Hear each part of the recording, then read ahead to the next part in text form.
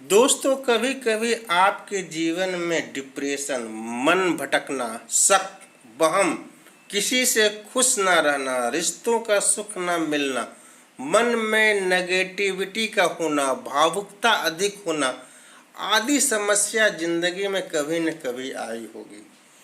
ये सब हमारा मन करवाता है। जब हमारा मन अशांत रहता, हमारा मन अकेला रहता है, ये सब के जो कारक हैं वो है हमारे चंद्रमा। जय माता दी दोस्तों, मैं जीएस एस्ट्रो वास्तु का फाउंडर अविनाश कुमार आप सभी प्यारे एवं समझदार श्रोताओं का फिर से एक बार अपने चैनल में अभिनंदन करता हूं। यदि आप हमारे चैनल में नए हैं तो आप हमारे चैनल को सब्सक्राइब कीजिए। सब्सक्राइब करते ही पॉपअप होकर एक बेल बटन आएगा, उसे क्लिक करते ही हमारी सारी वीडियो आप तक जल्द से जल्द पहुंच सकेगी। दोस्तों, आज जो हम चर्चा करने जा रहे हैं आप लोगों से वो है केमद्रुम योग। अधिकांश जातक के कुंडली में योग कहें या दोष कहें, ये बनता है। अब हम ये जानते हैं कि ये कैसे बनता है। यदि किसी जातक की कुंडली में चंद्रमा से द्वादश या द्वितीय भाव में सूर्य, राहु, केतु के अतिरिक्त कोई अन्य ग्रह स्थित न हो तो केमद्रुम नामक अशुभ योग निर्मित होता है। इसे ज्योतिष ग्रंथों में सबसे अशुभ माने जाने वाला योगों में शामिल किया गया है। वेद में कहा गया है कि चंद्रमा मनसो जाताक्षो सूर्यो अजायत। इस प्रकार हम देखते हैं दोस्तों कि चंद्रमा का मन से घनिष्ठ संबंध है, इसलिए समस्त प्राणियों के लिए मानसिक सुख शांति का प्रभाव कारक ग्रह चंद्रमा को माना गया है। चंद्रमा एक जलीय ग्रह भी है। पौराणिक मतानुसार इसकी उत्पत्ति समुद्र से मानी गई है। दोस्तों, यह एक अत्यंत ही शीतल ग्रह है, संभवतः इसलिए आशुतोष भगवान शिव इसे अपने सिर पर धारण किए रहते हैं। केमद्रुम योग के बारे में ऐसी मान्यता है दोस्तों कि यह योग जिस जातक की कुंडली में निर्मित होता है उसे आजीवन संघर्ष और अभाव में ही जीवन यापन करना पड़ता है। दोस्तों, इसलिए ज्योतिष के अनेक विद्वान इसे दुर्भाग्य का प्रतीक कहकर भी परिभाषित करते हैं। दोस्तों, लेकिन यह अवधारणा पूर्णतया सत्य नहीं है।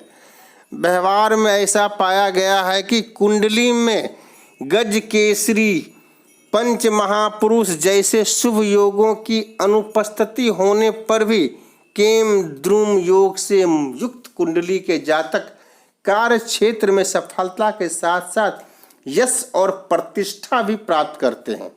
ऐसे में क्या कहा जाए, क्या शास्त्रों में लिखी बातों को हम असत्य या निर्मूल कहकर केमद्रुम योग की परिभाषा पर प्रश्न चिन्ह लगा दिया जाए?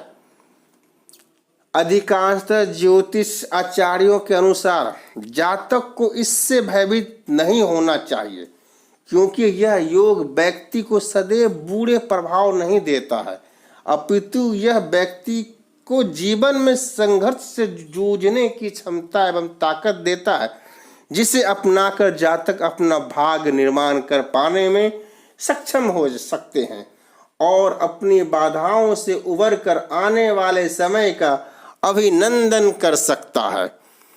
ज्योतिष आचार के अनुसार चंद्र को मन का कारक माना गया है।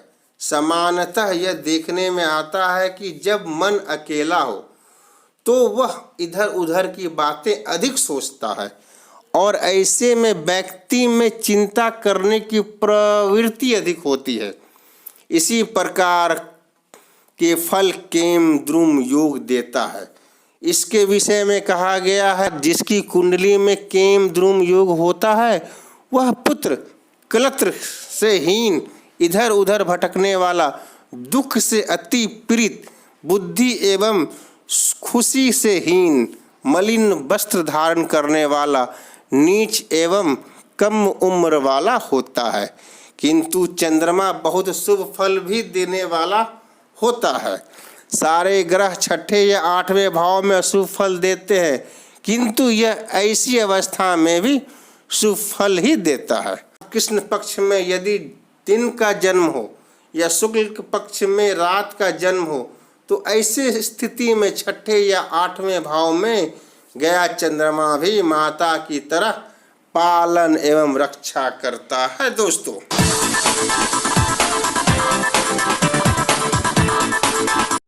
जातक परिजात में उल्लिखित केमद्रुम योग निर्माण के कुछ प्रमुख स्थितियां इस प्रकार हैं। दोस्तों, चंद्र यदि लगन या सप्तम भाव में स्थित हो एवं उस पर बृहस्पति की दृष्टि न हो, चंद्र सहित अन्य ग्रह अष्टम वर्ग में शुभ रेखाओं से रहित हो एवं षड्वर्ग में भी बलहीन हो, चंद्रमा यदि पापी ग्रह के साथ पापी ग्रहों की राशियों या पापी ग्रह की राशि नवांश में हो, किसी पापी ग्रह से युक्त चंद्रमा वृश्चिक राशि में हो एवं भाग्येश की उस पर दृष्टि हो, रात्रि में जन्म हो एवं दशमेश से दृष्ट हो या अमावस्या के निकट का चंद्रमा हो।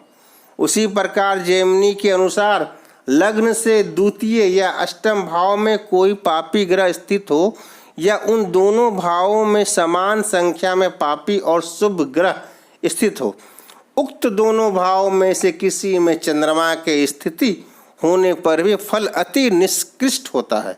केमद्रुम योग के बारे में प्राचीन ग्रंथों में अलग अलग मत है, लेकिन सभी का फल समान बताया गया है।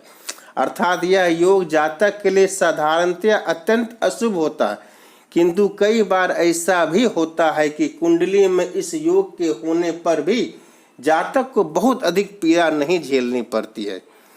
यहाँ इन ग्रहों स्थिति विवरण प्रस्तुत है जिनसे यह योग जो केमद्रुम में कमजोर होता है। यदि मान लीजिए चंद्रमा वृषभ राशि में स्थित हो और उस पर बृहस्पति की पूर्ण दृष्टि हो तो केमद्रुम योग कमजोर हो जाता है। दूसरा है चंद्रमा से केंद्र भाव में बृहस्पति स्थित हो, यहाँ युति के मानने पर केमद्रुम योग नहीं बनेगा, अर्थात बृहस्पति यदि चौथे, सातवें या दसवें में हो। उसी प्रकार चंद्रमा पर धनेश और लाभेश की पूर्ण दृष्टि हो तो जो हमारे ज्योतिष आचार के अनुसार जिन जातक की जन्म कुंडली में चंद्रमा के साथ या चंद्रमा से पहले अथवा पिछले अथवा कुंडली के केंद्र के घरों में स्थित होने वाले राहु और केतु शुभ होते हैं, इन कुंडली में केमद्रुम योग की ऊपर बताई गई सभी शर्तें पूरी होने के बाद भी केमद्रुम योग या तो बनता ही नहीं है अथवा इसके अशुभ फल बहुत कम होते हैं। तर्क की दृष्टि से देखें तो चंद्रमा अथवा कुंडली के केंद्रीय घर पर किसी भी शुभ ग्रह का प्रभाव केमद्रुम योग को समाप्त अथवा बहुत कम कर देगा। इसलिए राहु अथवा केतु के कुंडली में शुभ होकर इन स्थानों पर स्थित होने से भी केमद्रुम योग नहीं बनता है। इसी प्रकार किसी कुंडली में केमद्रुम योग के बनने का निर्माण लेने से पहले इस योग के निर्माण के साथ जुड़े सभी विषयों पर गंभीरता से विचार कर लेना चाहिए। दोस्तों, हमें बहुत दुख के साथ यह कहना पड़ता है दोस्तों कि केमद्रुम योग के बारे में बताने वाले अधिकांशतः विद्वान ज्योतिष इसके नकारात्मक पक्ष पर ही अधिक प्रकाश डालते हैं, जो पूर्णतया असंवैधानिक एवं अवैज्ञानिक है। यदि हम इसके सकारात्मक पक्ष का गंभीरता पूर्वक विवेचन करें तो हम पाएंगे कि कुछ विशेष योगों की उपस्थिति से केमद्रुम योग भंग होकर राजयोग में परिवर्तित हो जाता है। जैसे चंद्रमा पर यदि बुध या गुरु की पूर्ण दृष्टि हो अथवा लग्न में बुध या गुरु की स्थिति या दृष्टि हो तो केमद्रुम योग भंग हो जाता है। चंद्रमा और गुरु के मध्य भाव परिवर्तन का संबंध बन रहा हो या चंद्रमा अधिष्ठ राशि का स्वामी चंद्रमा पर दृष्टि डाल रहा हो या चंद्रमा अधिष्ठ राशि का स्वामी लग्न में स्थित हो या चंद्रमा अधिष्ठ राशि का स्वामी गुरु से दृष्ट हो या चंद्रमा अधिष्ठ राशि का स्वामी चंद्रमा से भाव परिवर्तन का संबंध बना रहा हो, चंद्रमा अधिष्ठ राशि का स्वामी लग्नेश, पंचमेश, सप्तमेश या नवमेश से के साथ युति या दृष्टि संबंध बना रहा हो। लग्नेश, पंचमेश, सप्तमेश और नवमेश में से कम किन्हीं दो भावेश का आपस में युति या दृष्टि संबंध बन रहा हो, या लग्नेश बुध या गुरु से दृष्ट होकर शुभ स्थिति में हो, या चंद्रमा केंद्र में स्वराशि स्थित या उच्च राशि स्थित होकर शुभ स्थिति में हो, तो ये सारे होने से हमारे केम द्रुम जो योग या दोष कहें वो भंग हो जाता है या काम नहीं करता है। बहुत सारे ज्योतिष के अनुसार केम द्रुम योग के शुभ अशुभ फल बताए गए हैं। जैसे केम द्रुम योग में जन्म लेने वाला व्यक्ति निर्धनता एवं दुख को भोगता है, आर्थिक दृष्टि से वह गरीब होता है, आजीविका संबंधी कार्यों के लिए परेशान रह सकता है, मन में भटकाव एवं असंतुष्टि की स्थिति बनी रहती है, व्यक्ति हमेशा दूसरों पर निर्भर रहता है, पारिवारिक सुख में कमी और संतान द्वारा कष्ट प्राप्त कर सकता है। दोस्तों, ऐसे व्यक्ति दीर्घायु होते हैं। दोस्तों, यहाँ केम द्रुम योग प्रभावित कुछ उदाहरण कुंडलियों का विश्लेषण हम प्रस्तुत करना चाहते हैं। दोस्तों, उपयुक्त ग्रह योगों को निम्नलिखित उदाहरण में देखना होगा। तो हम यहाँ पर दो कुंडली लिए हुए हैं। दोस्तों, एक है हमारे महिला आईपीएस अधिकारी, प्रथम महिला आईपीएस अधिकारी किरण बेदी की। इनकी कुंडली में केम द्रुम योग दोस्तों देखिए बना हुआ है। तीसरे घर में चंद्रमा बैठे हुए, इनसे जस्ट पहले द्वादश में और इनके 12वें घर में देखिए कोई भी ग्रह स्थित नहीं है। इस प्रकार से किरण बेदी की कुंडली में भी केम द्रुम योग बना हुआ, लेकिन इनका केम द्रुम योग निम्नलिखित योग के कारण भंग होकर यह राजयोग में परिवर्तित हुआ है। दोस्तों, किरण बेदी का जन्म दिनांक 9 जून 1949, जन्म स्थान है दोस्तों अमृतसर और जन्म का समय है दोपहर में 2:10। चंद्रमा अधिष्ठ राशि अपने स्वरामी मंगल एवं लग्नेश बुध से दृष्ट है। दोस्तों, दूसरा देखेंगे तो लग्नेश चंद्रमा लग्नेश मंगल तथा लग्न पर गुरु की पंचम एवं नवम शुभ दृष्टि है। दोस्तों, प्रस्तुत कुंडली जो बगल में दी गई है दोस्तों, ये हमारे सुप्रसिद्ध अभिनेता राजेश खन्ना की कुंडली थी। दोस्तों, इनका जन्म कुंडली का केम द्रुम योग भी निम्नलिखित योगों से भंग हो रहा है। दोस्तों, अभिनेता राजेश खन्ना का जन्म दिनांक 29 दिसंबर 1942, जन्म का समय 17:45 और स्थान अमृतसर है।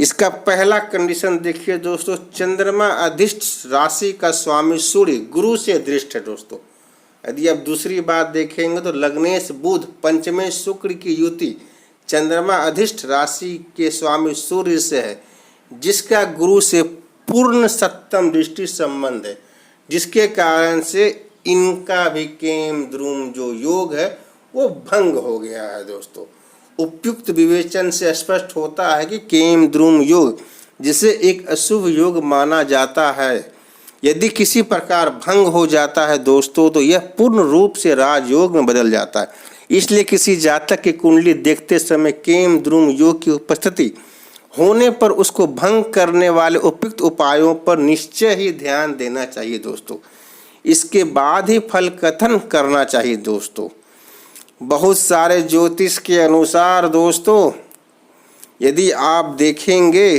तो बहुत सारे ऐसे जातक आप मिलेंगे जिनमें केम द्रुम योग या दोष बन रहा था, फिर भी वो बहुत ही प्रतिष्ठित, समाज में बहुत प्रतिष्ठा, धन, वैभव सब कुछ पाए हैं।